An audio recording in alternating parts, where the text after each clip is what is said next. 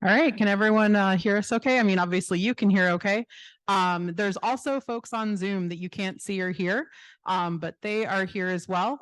So just some housekeeping things before we get started. So the bathrooms are out in the lobby. So if you go out to the lobby and towards where you came in from the parking lot, they're often like a little alcove there in the lobby.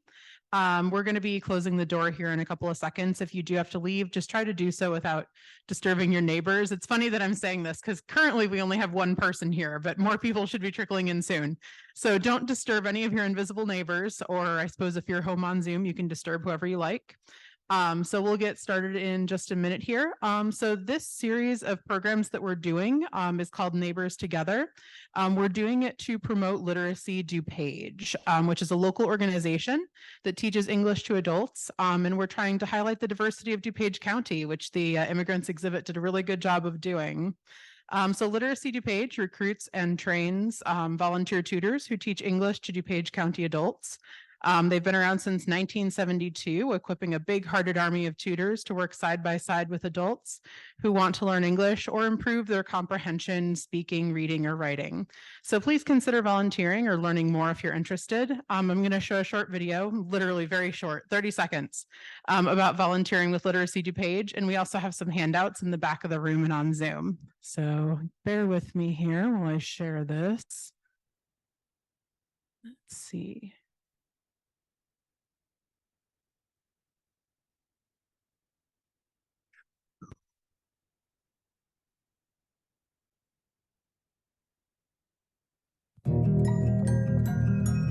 Literacy DuPage is a community-based nonprofit formed in 1972.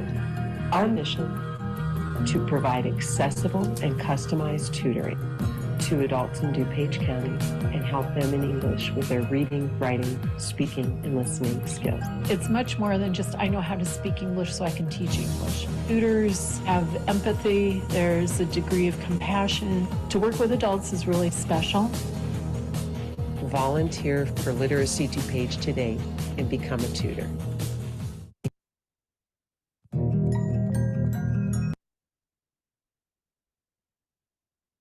See, I wasn't kidding. That really was very short. So I'm going to go ahead and switch over now to Dave Oberg, who was kind enough to come from the Elmhurst History Museum to talk about a really cool exhibit around immigrants in DuPage County that happened at the History Museum a while ago. So bear with me. I'm just going to get his PowerPoint up here. Let's see.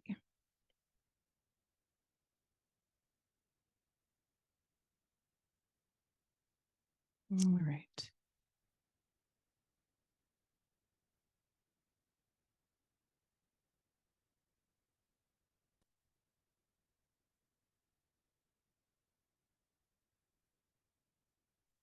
All right. So without further ado, I'm going to turn it over to Dave. Thanks so much.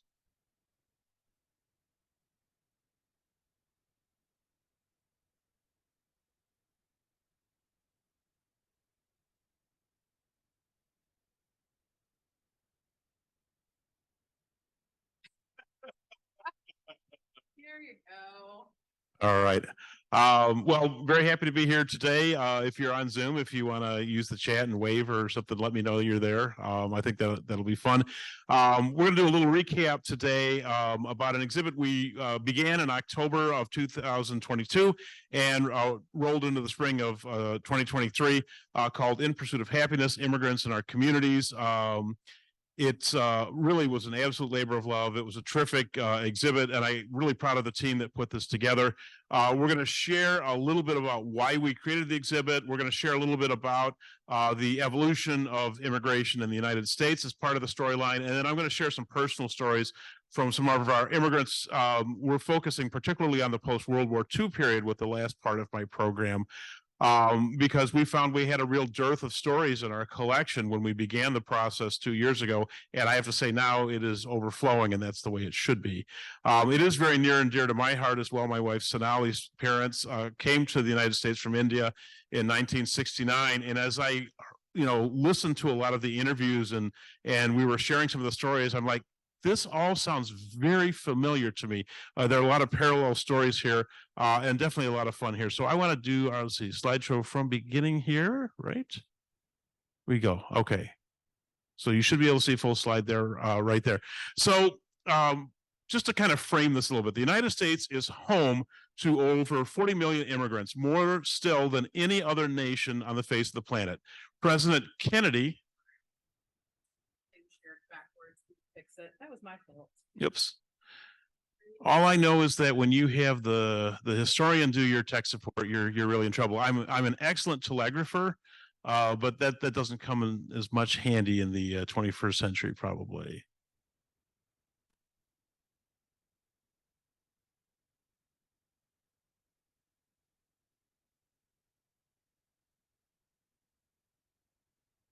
Okay, there we go. All right.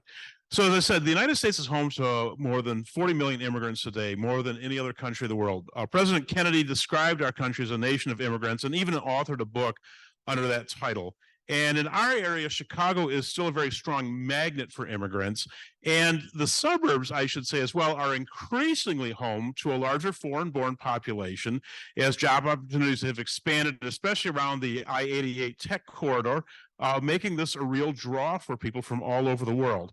Our recent exhibit, In Pursuit of Happiness, Immigrants in Our Communities, tried to explore the changing face of immigration in the western suburbs, using original stories, images, and artifacts from immigrants to personalize the history of immigration. As I said, a nation of immigrants. So the impetus for this exhibit came from two different factors. One is in 2019, we sat down with a number of educators and talked about, if we're going to run some exhibits, particularly in the fall, winter, and spring, where are some areas in the curriculum where you really need help with state and local curriculum standards and teaching guidelines? And they identified immigration as definitely one of those topics that they could use a lot of help with. At the same time, we did an internal audit, our team did, and we noticed that while we had done a very good job of telling the story of immigration in the 19th century and the early 20th century, we had just this cavernous hole in our collection of stories and artifacts and photographs in the post-World War II environment. And, I'm of an age where I say, well, post-World War II, that's not that many years. Well, no, it's about 80 now. That's a lot of time to fill. And so we recognized this was going to be a pretty heavy lift for us to fill that gap. And so over the next 2 years, we really worked to address that topic and to really talk about all the sweeping changes to immigration policy that happened in the post-war period, how the Elmhurst and the western suburbs changed during that time period. And so we partnered with Sandy Denninger, who is a longtime Elmhurst History Museum volunteer and wonderful museum professional, to kind of seek out stories and artifacts and help us connect with some of the local organizations that can help us find additional individuals to share their stories and foster a number of different connections there. So a major thrust of the new exhibit was going to be sharing immigrant stories in their own words. We wanted to put human faces to the exhibit. And so we lined up a series of oral histories, which we videotaped and conducted with Sandy Denninger and our curator of collections, Dan Lalonde. And as I said, the idea was to give kind of a personal face to all of this and to really make it relatable and do this on a human scale. In addition, Sandy Denninger and our supervisor of education services, Jess Wandersee, built a number of bridges to immigration-related organizations in DuPage County and beyond, including Immigrant Solidarity DuPage, the Jilin Foundation, the International Club at York High School, and you can see just a short listing of some of the museums and different cultural partners that we engaged in this project to really give it some meat. They also served as very important partners for a variety of different programs that we designed around the exhibit to amplify its message. And then Denninger worked with our former curator of exhibits, Dan Bartlett, to install a very meaningful, colorful exhibit full of rich history, important artifacts, and a really compelling storyline that resonated well with our visitors. So the exhibit opened October 28th, ran through May 15th. A little longer than we typically run an exhibit, but they gave us a lot of time for teachers and students to book field trips and experience the exhibit. The longer timeline let us connect with a lot of adult and senior groups that also toured the exhibit, and it let us create a just robust and compelling lineup of supporting programs that addressed a lot of different audiences and learning styles. and a lot of great partners on this. And you're seeing images of just two of those. First, we worked with Immigrant Solidarity DuPage, and we did an incredible Dia de los Muertos event at the museum. And then we also, if you see the picture of all the smiling people and the huge crowd behind them, that's actually right here in Elmhurst at Hammersmith Chapel. We partnered with Elmhurst University, and we brought in the Chicago Immigrant Orchestra. And this is an amazing group. They actually all play on instruments native to their countries, a variety of music, and they play each other's songs as well. And I've been in the museum business more than 30 years, and I have to say it's one of the most compelling and just rich and wonderful programs I've seen in my entire career. So just give you a little bit of an idea. This is the lineup of our fall and winter programs. Everything from a sneak preview for the people who helped us create the exhibit to our Day of the Dead celebration. We worked with the library as well, both working with Nestor Gomez on Immigration Stories Showcase, and we partnered with them on a book discussion on a book called American Like Me, Reflections on Life Between Cultures. That was edited by America Ferrera with a number of different people from all over the world contributing their stories. A wonderful gallery talk, a number of very colorful lectures. We also were at the Brew Point Craft in Elmhurst doing a cultural connections through coffee. One of the stories that comes out again and again, and a story I'm going to share near the end, is how coffee in particular becomes this binding agent that brings people together, and it comes up again and again and again in storylines. Our spring lineup included that Chicago Immigrant Orchestra, some fun family workshops as well, immigrant story time, and a screening of the movie The Namesake, which I have to say makes me cry my eyes out every single time I watch it, and the book is even better, by the way. And closing with a cultural crossroads celebration, which we partnered with Immigrant Solidarity DuPage, the Gilin Association, and the York High School International Club on. So let's talk a little bit. Let's about some of the storyline in the exhibit itself, and I'll just share with you a little bit about what we went into. First and foremost, let's talk about the history of immigration in the United States. It's never followed a really clear and linear path, nor has the path to citizenship. The Constitution notes at the beginning just a little bit about what a natural-born citizen is and what the requirements are to be president. And then the first Congress establishes in 1790 a criteria for foreign-born individuals to become U.S. citizens. Those criteria are very, very narrow and very, very troubling. Unless you're a white male born in Europe that comes over here and lives, there's really no path to citizenship for you in that first early definition.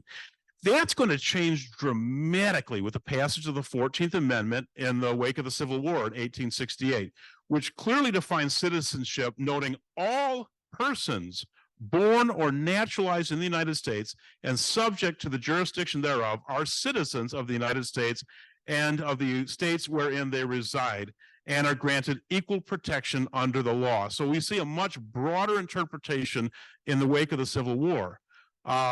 So let's talk a little bit about, as we look at immigration in those first years of settlement in our area, in DuPage County, let's talk about where people are coming from, and it's going to change a lot over time as I get closer to the future. Our original immigrant population largely reflects broader trends in the United States. In the 1840s, 1850s, 60s, and even 70s, immigrants in this area were mostly Europeans from England, Germany, Ireland, and Sweden. Our earliest arrivals filled jobs locally, and they were attracted by the Illinois and Michigan Canal, the railroad industry, mining industry, or farming in this area. Elmhurst itself, let me back that up again. That's, can I page up to get back to that? I'm sorry.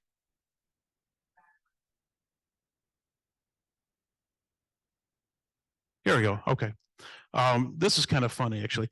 So if you look at Elmhurst itself, actually, we see a large influx of German immigrants in Elmhurst and DuPage County, and a lot of other counties in Illinois in the 1840s and through the 70s.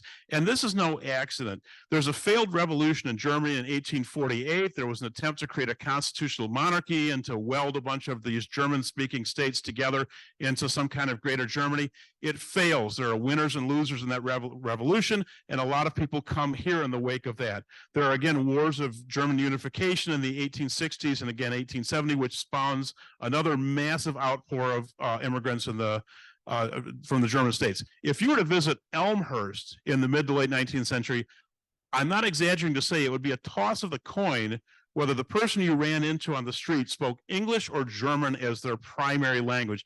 And we have some evidence of that. We even have a poster in the museum collection, which is advertising a Christmas show, Bring the Kids Down to Schwass's Tavern. It's written in English and German both, for free gifts, a pantomime show, and a really, really violent puppet show.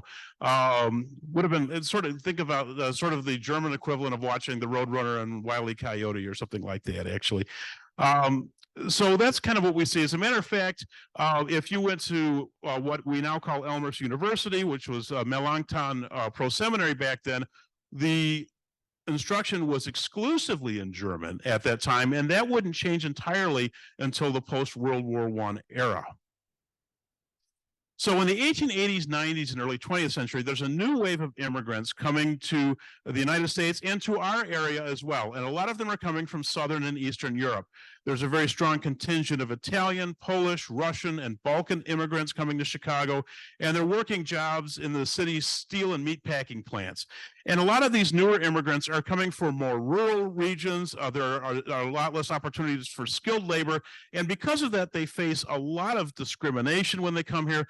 And in response to that, they form very tight communities and in Chicago, strong ethnic neighborhoods to preserve their customs.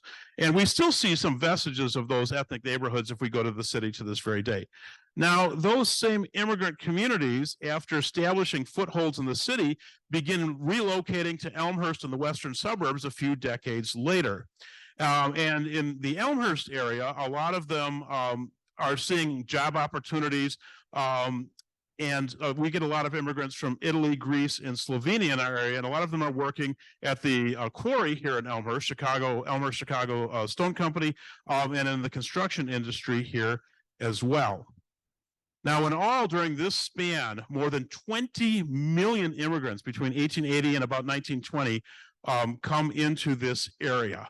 And this is a period of rapid industrialization and urbanization. The growth of the immigrant populations within DuPage County largely mirror Chicago. We get a lot of the push-pull factors we see, just like we do in Chicago. Push factors being war, poverty, and persecution, driving populations from their original homes, and the pull factors bringing them here, jobs, freedom, the promise for better life, luring them to our area. But regardless of how well they may have been accepted in their new communities, every ethnic group made some long-lasting impacts that really change with the influx of newer groups that take their places. The 1860s and 70s also see a tremendous influx of immigrants from China, many recruited to work specifically in the railroad and mining industries. But despite that active recruitment by employers, there are a lot of fears fueled by prejudice, racism, and competition for jobs, which results in Congress passing the Chinese Exclusion Act of 1882. This law prohibits immigration of laborers from China and prevents all Chinese immigrants already here from becoming citizens. This will have the force of law until the middle of World War II, when China is an ally to the United States. And even then, immigration from China is restricted to only a few hundred people a year until the post-war period. Then things will change very dramatically, and for a variety of reasons I'm going to talk about. Anti-immigrant sentiment was not limited to the Chinese, and many immigrants from Eastern and Southern Europe are going to be greeted with extreme prejudice. And a lot of these immigrants are going to pass through Ellis Island, which is established as an immigration station in 1892. Ellis Island becomes known as the largest port of entry to the United States and is nicknamed the Golden Door for those who are granted entry, but those stricter laws and the desire to deport undesirables give it another nickname, which is the Isle of Tears. Italian immigrants found themselves particularly vilified in the Chicago press and in Chicago newspapers, often portrayed as criminals and paupers, and many of them encounter employment and housing discrimination, and that contributes them to create these really tight-knit enclaves for mutual support, the rise of Italian grocery stores and produce markets, and a sizable population of Italian immigrants are going to work within Chicago's fruit and vegetable trade at the Southwater Street Market. That's where you're seeing in this particular period. Picture in the 19th and early 20th centuries. Now, A lot of Polish immigrants, including children, are going to fill jobs in the Chicago meatpacking houses.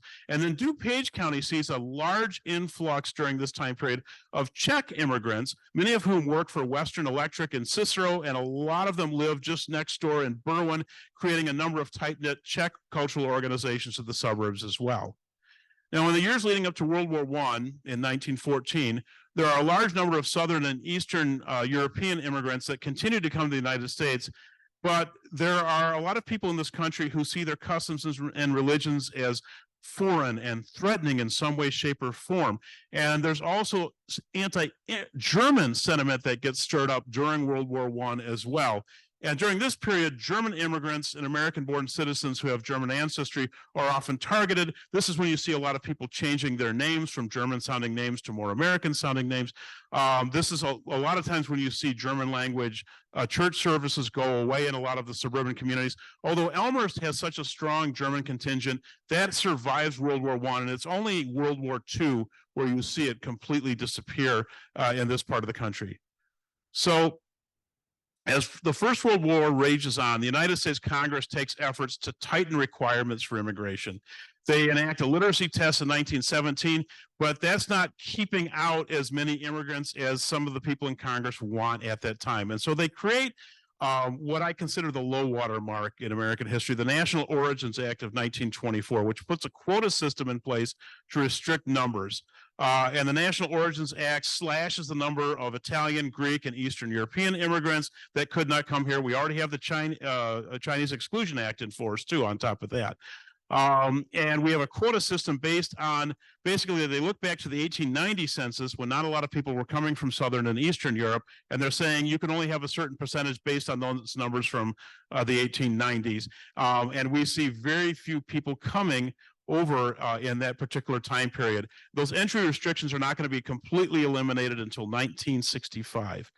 Now, as a result of those new quota laws, undocumented immigration, if you can't come here legally, we're going to find other means to come here, becomes an issue, and Congress creates, almost 100 years ago, for the first time, the United States Border Patrol in 1924.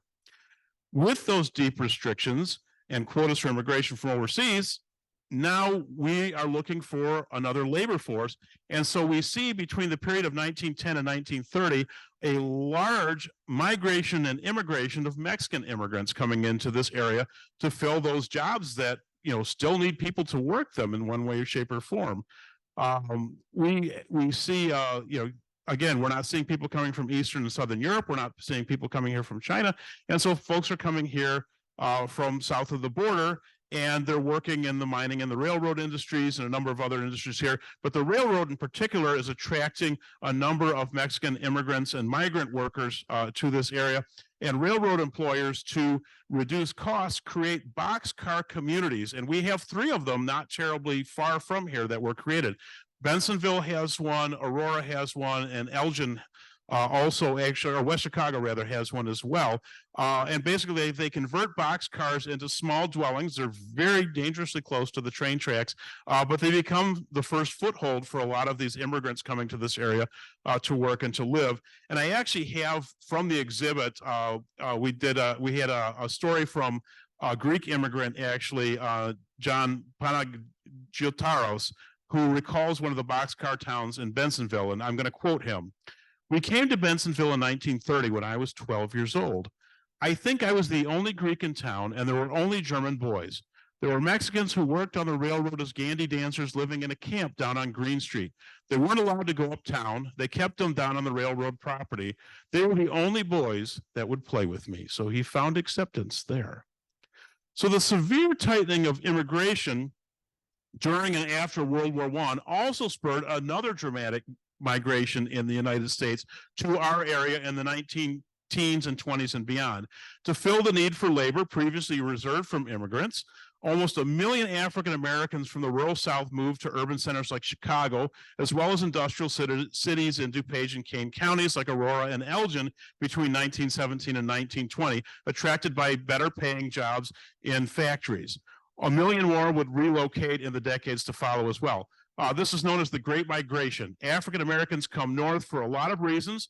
Same reasons that immigrants are coming from around the world. They're looking for economic opportunity, lives with fewer restrictions, and to join family members who are already here. They often struggle to build a new life in their unfamiliar environment, not unlike a lot of the immigrants we were talking about earlier, but they have the added handicap of very strong racial prejudice greeting them as well. They are able to create vibrant communities and culture in the city of Chicago, but in a lot of the suburbs, they're running into written and unwritten covenants which forbid them from having homes in the community. And if you come to the museum, I can show you a couple of examples of those that we actually have in our collection as well. So, the 1943 repeal of the Chinese Exclusion Act, I referred to that earlier, and then the communist takeover in 1949 in China results in a steady population growth from China coming into the United States and the beginning of easing on immigration restrictions. The door is going to open further in the post-World War II environment, first with the creation of the War Brides Act. As we have GIs and far-flung bases around the world, young people do what young people always do. They fall in love, they get married, they start families. We need a way to keep those families together. And so between 1945 and some revisions to the law in 1947, we eliminate prohibitions against Asian immigrants coming to our country that were spelled out of the National Origins Act of 1924, and we're seeing the door open. It's going to open further with the Immigration and Nationality Act of 1952, which now is giving preference for skilled immigrants and people with relatives already in this country. Quota numbers are adjusted upwards, and we're looking more at family reunification, and we're seeing more Asian and non-Western European immigrants coming into our country as well during this period. Against that backdrop, we're beginning to see something interesting happening here in the suburbs. First, in 1947, with the opening of Argonne National Laboratory, we're planting the seeds for what's going to become this powerful I-88 tech corridor that's going to be very attractive for immigrants from all over the world and make this a very desirable place to come and to work. And so we're seeing more foreign-born scientists coming here to work and to live. And for the first time, we're seeing a different pattern emerging as well. It used to be very often immigrants would come to this country and they would find jobs in the big cities and the factories, and then eventually they would migrate out to the suburbs. Now we're coming directly to the suburbs. A lot of these immigrants are still facing strong prejudice, however, in the late 1940s and 1950s. And one of the responses to that, and it's really a very powerful story, is the creation of the York Center Community Cooperative in neighborhood in Lombard, which is a rare and welcoming antidote to some of the prejudice that's being experienced.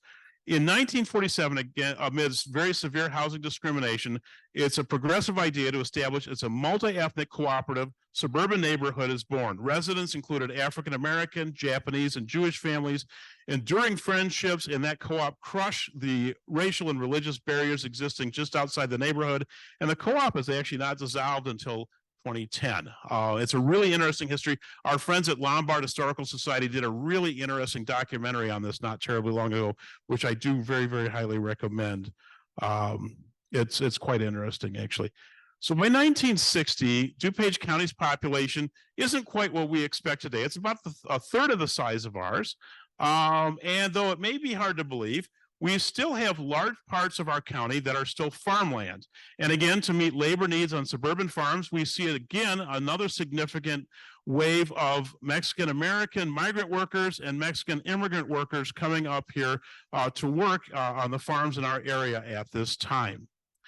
Meanwhile, we're seeing these suburban industrial facilities and expressways are growing, the tech corridor is growing, and then things shift dramatically with the Immigration and Nationality Act of 1965, which is a crucial turning point in ending the discriminatory practices of the 1924 national quota system.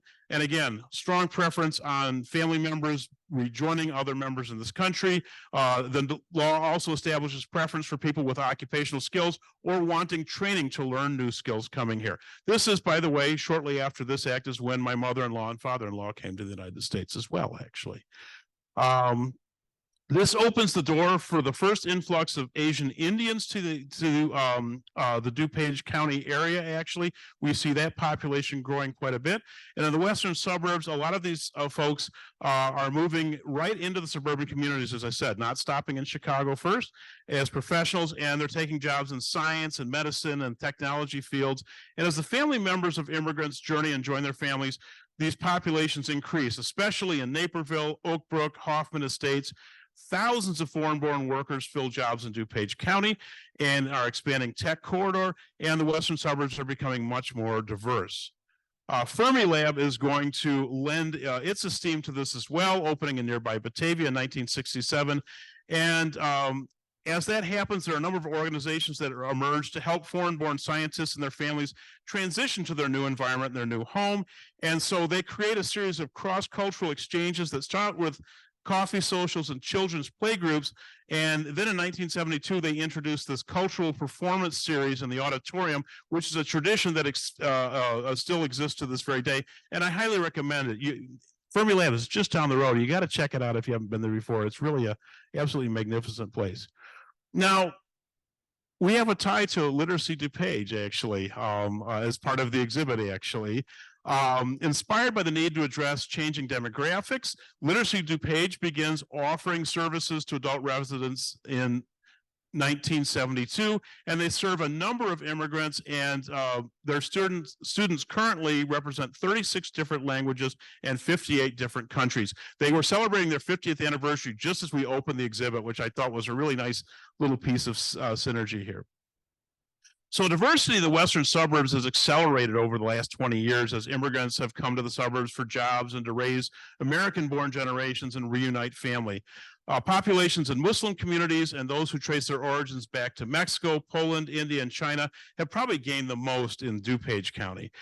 These residents responded with both support and trepidation when laws were passed to combat terrorism after 9/11 and to control undocumented populations as well.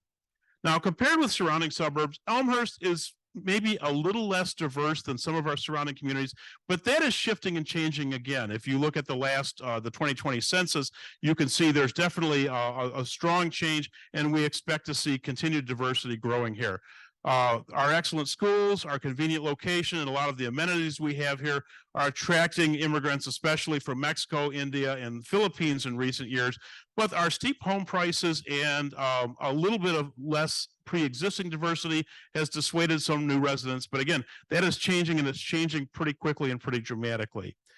And I can tell you, if you look at Elmhurst School District 205, currently we have 50 languages spoken in our school district. The most frequently spoken include Spanish, various Indian dialects, Polish, and Greek, and the number of English language learners has really grown tremendously in the last 8 years, with recent growth in the number of Guatemalan and Polish students in particular, and more recently Ukrainian as well. We had quite a few Ukrainian students touring the exhibit, actually, who were recent arrivals here. I will say, as diversity has increased in Elmhurst and the western suburbs, we've seen the growth of a number of different support networks and cultural organizations to help preserve and share and celebrate cultures. You're seeing two here. You're seeing the Lantern Festival from the Jilin Foundation, which started in 1989 and was a very strong partner with us on the exhibit. They teach the Chinese language, provide social and health services to adults and seniors, and cultural enrichment.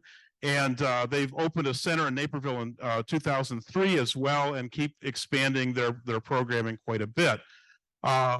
There's also been very strong growth in Islamic education centers, mosques, and stores in the area as well. By the late 70s, a few mosques and schools opened in DuPage County to serve the growing number of suburban South Asian, Arab, and African-American Muslims. And in the last 20 years, we've been seeing very strong growth, particularly in Villa Park, Lombard, and Naperville nearby. A lot of our suburban Muslims are American-born, and according to the Pew Research Center, Illinois is the state with the highest Muslim concentration. Now, the strong growth in Naperville's Indian population has led to the creation of an Indian Independence Celebration. That's the other photo that you see celebrated here in this particular image, which began in 2015, in less than a decade, has become now the largest Indian American festival in the United States. That's very, very strong growth. So among the stories reflected in our immigration exhibit were stories of refugees from a number of crises in the post-war period. And we're going to tee up our first video here, I think, on this one. We shared a number of different stories from people who call this area home. And the first one is from Bích Thuy Lee, and it's her story of coming here with her family from Saigon in 1975.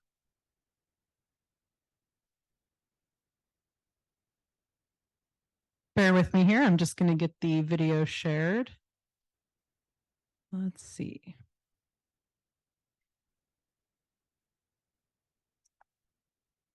Where did it go? Well, Here, I'll let you hit the space bar whenever you're ready to start it. All right, so we're going to set this up. So she's going to share with you, she was 5 years old, mind you, when her family left Saigon, 1975. And, you know, at first it was, we're going on an adventure. That was kind of the story. And then she starts to realize how serious this really is. That's how I'm going to set it up. it started out with something that I thought was going to be fun, because my father, every once in a while, he would go into the city itself and he would take us along. It's always been a great trip, right? It's a grand trip and something that's different and new and exciting. So when he talked about having to go on this huge trip, I thought it was one of those. And I remember asking my parents, like, "Oh, can we please come along?" And my father would say, "Yes, of course you're going to come along." And I distinctly remember my sister and I were jumping up and down for joy. We were holding hands and just like literally jumping up and down like little girls would, getting all excited, like, "Oh yeah, we're coming along." But what I didn't understand at that time, I thought it was kind of strange that as we were going from relatives to relatives, why were I couldn't understand why people were crying. Right? They were saying our goodbyes and giving the hugs, and I couldn't understand why they were giving us so much money and and saying goodbye. That I didn't realize what was going on. I also remember my mother, in order to prepare for the trip, made this giant bag that we're supposed to fit all of our clothes into it, as well as making some preserves like meat, that the salted preserved meat that you can usually see in a voyage, along with some of the other food to like carry us over. And I didn't understand it at the time, but that's what was going on.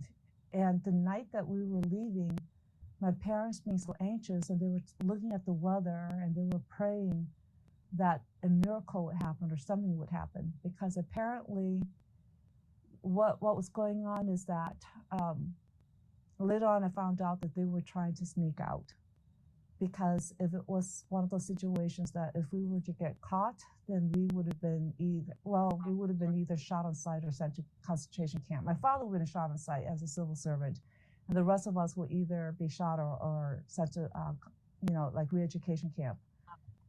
And I heard a lot of what I thought was firecrackers then, right? There was a lot of banging and popping sound, and I thought it was just firecrackers. But then I can start to notice that there were a lot of tenseness, a lot of people running scared, and then I can see like the whole light up, backdrop where the whole sky lit up, and I can see silhouettes of people just running back and forth and making all sorts of noise and getting scared and all of that. And now, as an adult, I realized that those were actually gunshots and fires and bombs and things like that was going on that lit up the whole sky, and it's not firecrackers as I thought. I wouldn't have been scared if it wasn't for the fact that I can feel my parents were scared, everybody else around, and it was not what it seems to be. Very powerful, powerful story, I have to say. It might be easier if I do the other videos. What do you think? And then I'll come back to the other That's slides perfect. I want Yeah. to share. I think it'll be a little more fun, maybe. I think it'll be more smooth. Yeah. Yeah, more smooth. So one of the things that really came out when we did a number of interviews with our immigrants who came here to Elmhurst and DuPage County, one of them was the kind of the wonder of experiencing something new for the first time, something that had not been experienced in their home country. And my favorite one, and I actually look at snow in a different way thanks to this interview. Jose Mehta, who came to the United States from India, shared with us his first experience of a snowfall here in the United States. And as he set up the story, he was like, you don't understand. I had never seen snow. It never snowed where I came from at all. The only time I'd seen snow was in a movie. And then here I am suddenly it's experiencing snow for the first time. And I'm going to let him tell his story in his own words, I think, then. All right. Am I gotcha. Okay. Yeah. When I came here, it was like the beginning of fall, and everybody kept talking about wait till summer, and I was like, what's the big deal about summer? But the first time it snowed, I had never seen snow before. I mean, not in reality.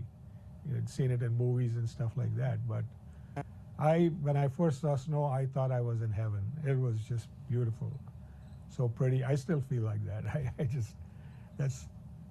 People call me stupid about that, but people, especially living here in the cold weather, they hate it.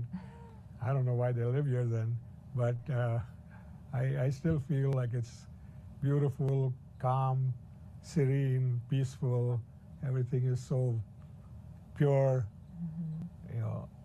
But that was my first impression, and I remember it snowed that first time I went for a walk. And we used to live in Hickory Hills area. There's a lot of forest preserves there. I went for a walk. I did not come back for 4 hours. And like all these people are stopping and asking if I needed a ride. And I was like, why would I need a ride? I'm enjoying this weather. And they probably thought, who's this weird guy walking in the middle of winter and doesn't want to ride? I always look at snow in a different way now after that. I really do. It gives you an appreciation. One of the other things that came out is, you know, sometimes there's a little bitter and there's a little sweet when you come to a new place. And Anna Lazik, who is one of our police officers here in Elmhurst, shared with us an experience she had at Baker Square where there was some delight and then there was some hesitation as well about, oh, what have I gotten myself into? And I absolutely love this story. It was October 11th, almost midnight, when we went to, I landed and he took me to Baker Square in LaGrange.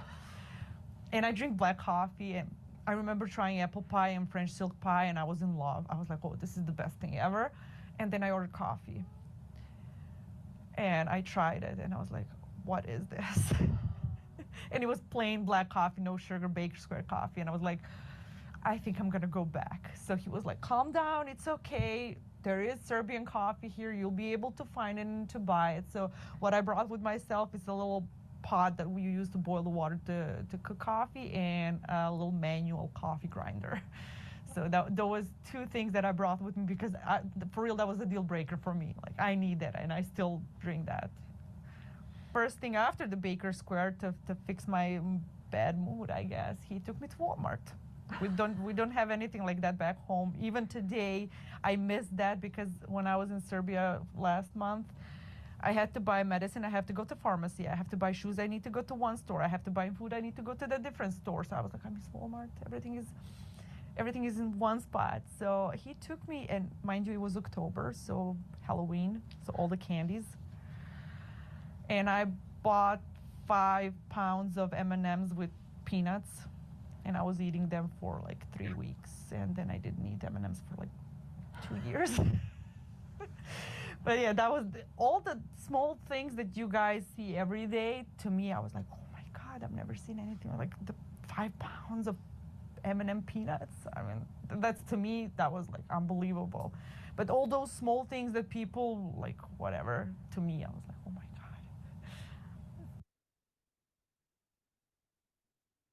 So we asked each of the folks we worked with on this exhibit to lend us a couple of artifacts and images to help tell their story. Anna lent us the coffee grinder and the coffee pot she talked about as something very meaningful she brought with her from Serbia. And one of the other stories, you know, we've come a long way, I think, in the United States, but prejudice is still something that's very much with us today, and immigrants still face it, and sometimes it comes from very surprising places. And I want to share one of the stories that Emil Haddad shared with us. And those of you who live and work in Elmhurst probably recognize the Haddad name. Emil and Jackie really did a lot in this community, and still do a lot. Their daughter, Jackie Tamer Haddad, is our city clerk, actually. And this story took place, begins on 9/11, actually. There was a club that we belonged to. It's a regular social club of Lebanese and Syrian Americans, and that club was a member of the Midwest Federation of American Syrian Lebanese Clubs, so we were automatically in that federation.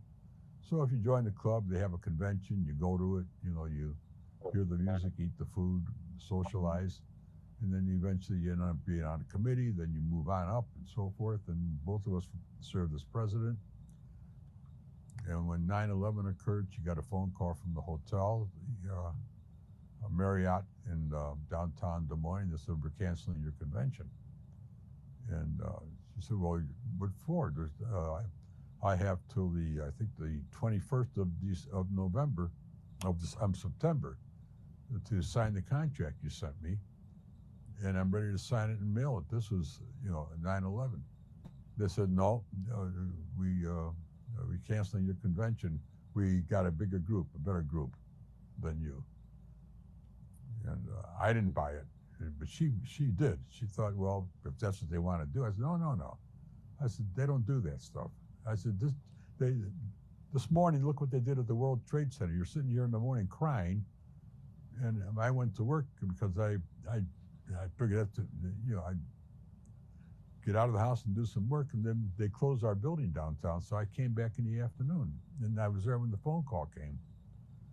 And she couldn't believe it would happen, and so she asked my daughter, Jackie, call that hotel, it was like a week later, to see if they have space for a wedding on such and such a date next year. I forgot what dates they were, Jackie. And they told her, "Oh yeah, we got plenty of room. We had a big cancellation. We have plenty of room." So then we called the Justice Department, and they got in on it. This is Marriott. And they said, "Oh, we had a big group," and they were on a short list, and they asked for the name of the group. They called them, and nobody knew about it. So they settled with the Federation for $115,000. And we ended up at the convention in Troy, Michigan at a Marriott. So it worked out better for us.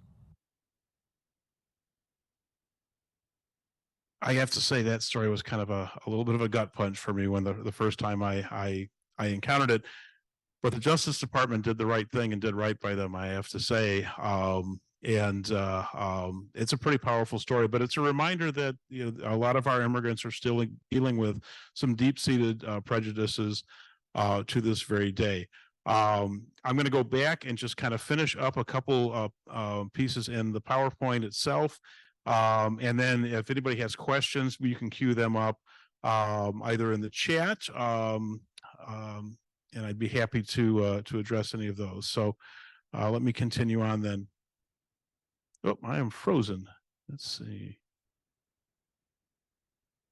There we go. Okay. So again, we were listening to Bictui Lee's story. Coming here, since the Refugee Act of 1980 was passed, more than 4 million people have come to the United States due to racial, religious, social, or political persecution, warfare. Resettlement is something that is still ongoing, and this story has some real immediacy. Right before we opened the exhibit, we saw the war in Ukraine begin, and just before that happened, August of 2021, you saw the Taliban take over Afghanistan as well, precipitating some refugee crises here. And a number of our local organizations responded very strongly to that. Yorkfield Food Pantry certainly did. And here you've got some images, an image from the Islamic Foundation, my neighbors down the street in Villa Park, where my wife and I live, actually responding as well. We did also talk about undocumented immigrants and DACA in the exhibit as well. This is something that has been part of American history, undocumented immigrants, really from the very, very, very beginning. But And it's something that's certainly a lightning rod for some people, but and folks have very strong opinions about undocumented immigrants. But most will agree that education and even citizenship access should be available to undocumented minors brought here, many of whom have no touchstone whatsoever to their birth countries. It's interesting, though, when we think of undocumented immigrants, the focus is usually on border crossings, but actually a lot of our undocumented populations in this country are people who overstay visas. That increasingly accounts for a number of people who do not have legal permission to live here permanently, and it does carry the risk of deportation or a ban on re-entry as well. So we wanted to talk about that in the exhibit as well, and did address that and talked a little bit about the DACA program created in 2012, Deferred Action for Childhood Arrivals. About 600,000 DACA recipients living in the United States today. There is not actually a path to citizenship, but there is a path to getting a driver's license and granted to some selected applicants. And still becomes a dramatic issue, especially in political years. Also, we want to take just a minute in the exhibit and talk about what it takes to become a citizen in the United States. Today, you go through the naturalization process. You basically have a permanent, if you're a permanent resident, that is, you have a green card and you're in the country for 5 years, are at least 18 years old and of good moral character. You can pass an English language test and a United States civics test to become a citizen, or if you marry a U.S. citizen, you can apply after 3 years. And we decided just for fun to actually put 10 questions from the citizenship test on a touchscreen in the exhibit, and you could try your hand. You basically are given a list of 100 questions. You're going to be asked 10 of them. It's an oral exam. It can be very, very tense. And you've got to get at least 6 of those 10 correct to pass the test. I can tell you that a recent survey conducted by the Woodrow Wilson National Fellowship found that only 36% of us native-born people can actually pass that test, as opposed to 91% of immigrants.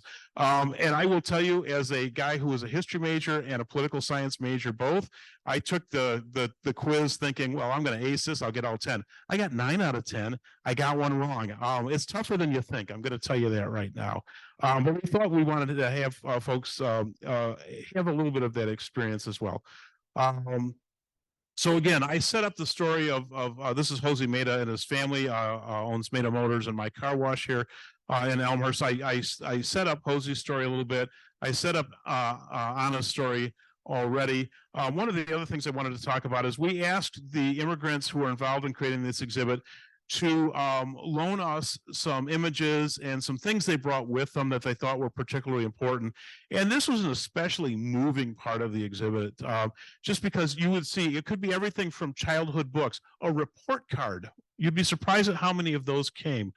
Family photos, just a small family heirloom, an item of some religious significance, recipes often, cooking utensils or cookware, or traditional clothing for special occasions often make the list.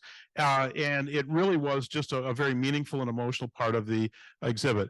One of the themes that came out in the exhibit as well, in a lot of the interviews and the stories that are shared, is this push-pull between the desire to preserve one's customs and traditions from back home and to embrace this broader American culture that we see here in American traditions and expectations at the same time. And when I was growing up, I can still probably sing the one of those Saturday morning cartoon songs, Great American Melting Pot. We consider the United States to be a melting pot. And that really didn't quite come out in our interviews as the case. The best quote we got was from Elaine Thermopoulos, who said of American culture, it's more like a mosaic than a melting pot. I don't think it has to be a melting pot. I think the beauty of this is because we learn so much from other ethnic groups, and you gain so much more from living here because it is multi-ethnic.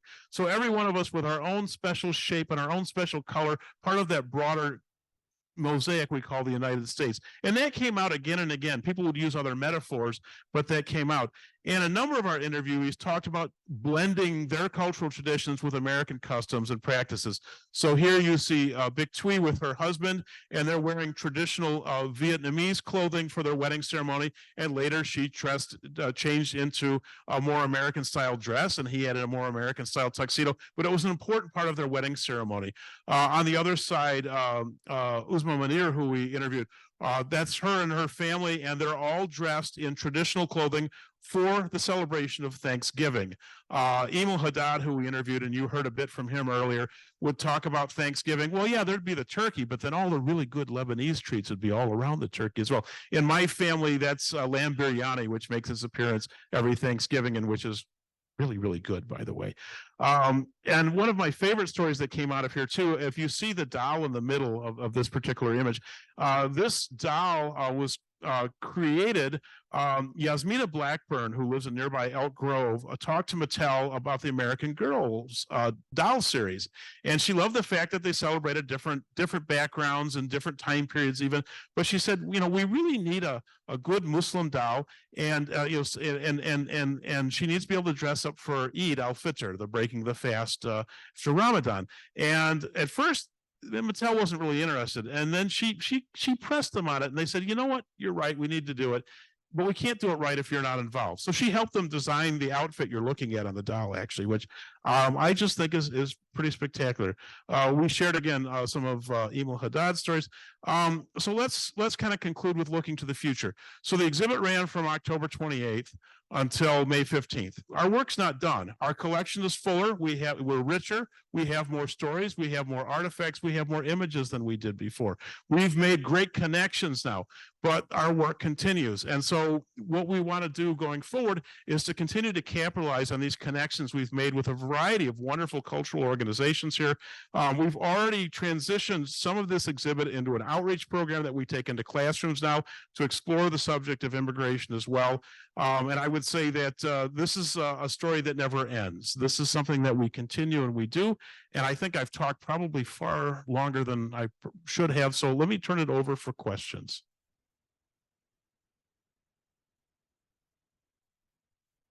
Let's see, we don't have any questions yet online. Folks online, feel free to put your questions in the chat or the Q&A, and then I'll read aloud and Dave can answer. And then in audience participants, feel free also to ask a question if you have one.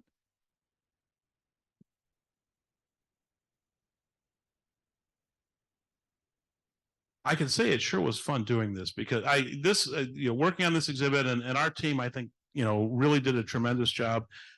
We've made friendships and we've made partnerships that are going to just make the museum a better place. This was a real labor of love, and my hat's off to our team. They really work hard on this. Yeah, it seems like the kind of thing where definitely it enriched the museum for the future too, and will weave its way through future exhibits. Yeah, next year I got a state grant, and we're going to be putting in a small public performance space on our property. And the idea of being able to do some concerts and storytelling events and things with some of these partners that we've built bridges with just excites me, and I think it's going to be a great step forward for the organization. Sounds like a lot of fun.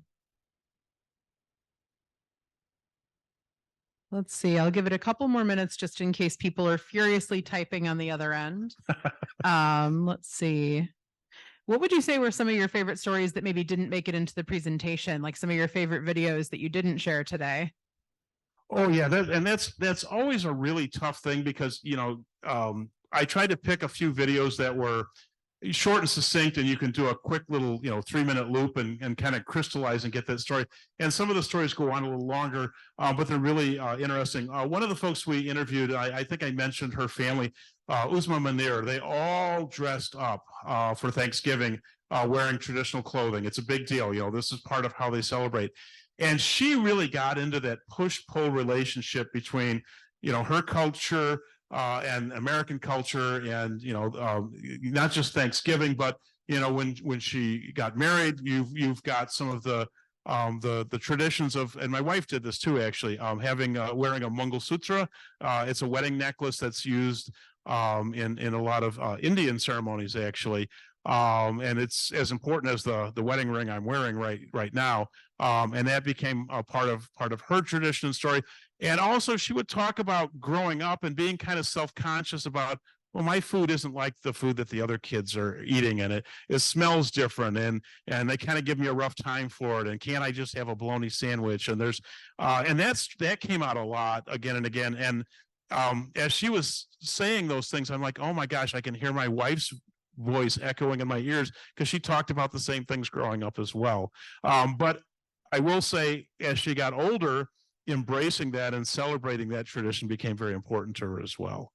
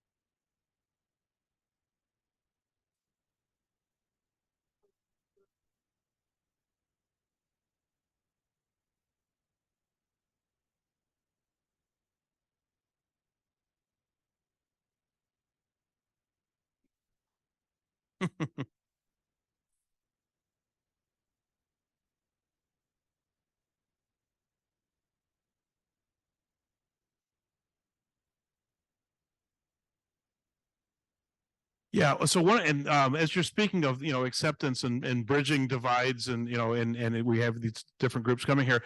One of the other storylines that came out in the exhibit, and I should have had a picture of this.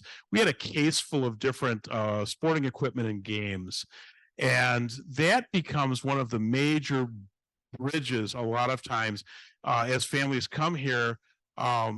Well, the kids play with each other. They might tease each other too, but they play with each other.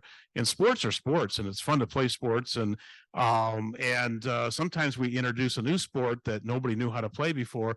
And now we have things like, can you believe we have cricket leagues in Naperville, and we have them in Schaumburg, and ironically, cricket being a sport introduced to the United States in the 19th century that disappeared and now is actually making a comeback. But the whole idea of sports and using that as interconnectivity definitely is a storyline that came out again and again as well.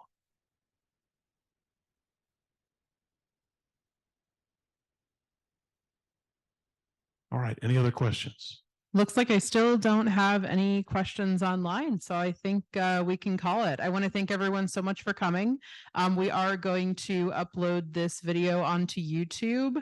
I want to say the History Museum said we could have it up for quite a while, so you don't have to rush to watch it. So we'll send that up once we have that on our YouTube channel, and thanks to the History Museum for being generous enough to let us keep it up for a while.